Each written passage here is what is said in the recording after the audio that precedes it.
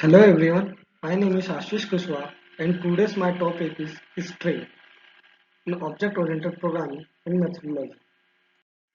So what is a string?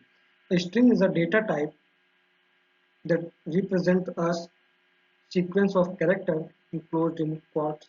It is used to store and manipulate text such as a word, sentence, name, or any combination of letters, numbers and symbols. This is the program of string. String object. A string object is an instance of the C++ string class that stores and manages a sequence of characters. It provides built-in a function to perform operations such as reading, writing, copying, comparing, and modifying text easily. This is the program of string object to help to make a string object. Second is string class in C++. The string class in C++ is a part of the standard template library STL, and it is used to store and manipulate sequence of characters. It provides many built-in functions such as length, append, and subtract, compare, and allow easy handling of text compared to character arrays.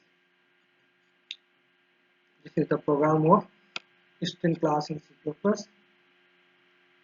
To find a length and add a append, subtract, and compare to two string. And what is a compile time error? A compile time error occurs when the compile finds something wrong in the code before running the program. This error happens due to incorrect syntax, missing semicolons, a wrong variable type, and etc. This is the program of compile time error that we are making a program like has include iostream using namespace std colon int semicolon int main curly brackets int equals to 10. So we are not written a semicolon. So in this program is given a error, compile time error. And runtime error. A runtime error occurs while the program is running, even though the code is syntactically correct, synthetically correct.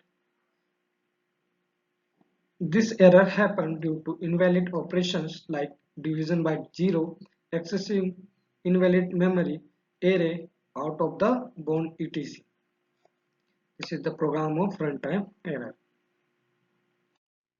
Thank you everyone.